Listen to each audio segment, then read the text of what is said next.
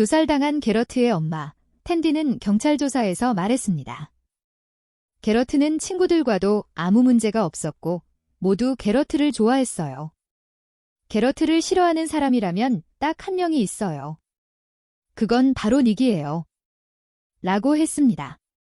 텐디는 아들 게러트가 살해되기 한 달 전에 닉과 헤어졌습니다. 텐디는 닉과 헤어진 이유가 그녀의 아들들 때문이었다고 했습니다. 닉은 주중에는 TV를 전혀 못 보게 했고 그녀의 아들들은 그런 닉을 좋아할 리가 없었죠. 특히 게러트는 더 이상 닉과 살기 싫다고 했습니다.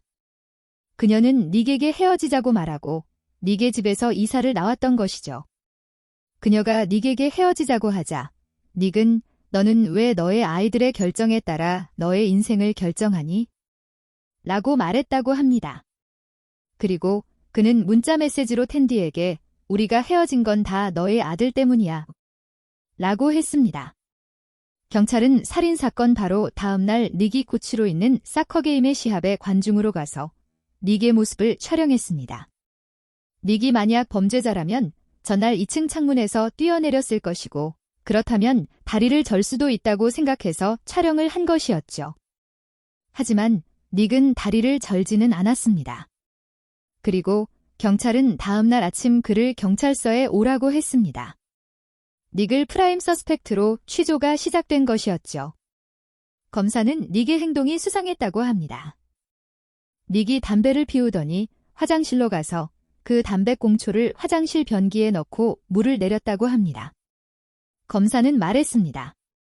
닉은 자신의 DNA를 경찰이 담배꽁초에서 채취할까봐 두려웠던 것이죠.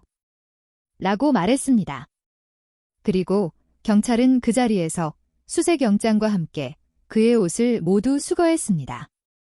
하다못해 속옷까지 전부 말이죠.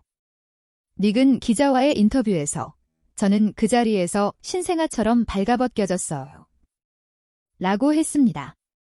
만약 닉이 혼자서 그 짓을 했다면 닉의 몸에 상처라도 있을 텐데 그런 것은 전혀 없었다고 하네요. 12살짜리 남자아이가 가만히 있지는 않았을 테니까요.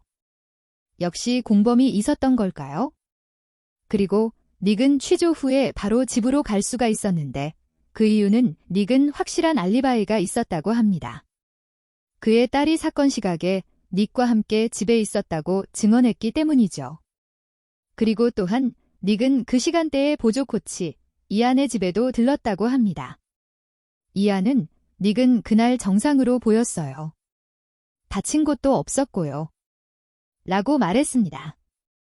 그 시간에 보조 코치 이안의 집에는 왜 간 거죠? 무슨 청소년도 아니고 다 늙은 남자가 동료의 집에 간다? 할 말이 있으면 전화로 하면 되지 월요일에 남의 집에는 왜 가? 알리바이 만들려고 갔으면 모를까? 한편 경찰은 3일 동안 범죄 현장을 조사했으나 증거, DNA 등을 확보하지 못했습니다.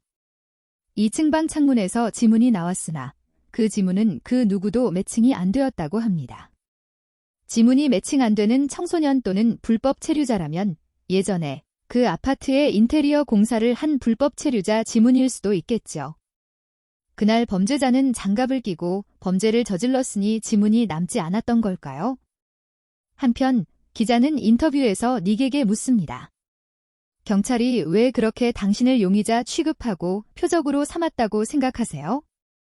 라고 하자 닉은 왜냐면 제가 흑인으로서 선을 넘었기 때문이죠. 흑인 남자가 백인 여자와 데이트를 했으니까요. 그래서 경찰들은 저를 표적으로 삼은 거라니까요. 라며 레이셜 카드를 활용합니다.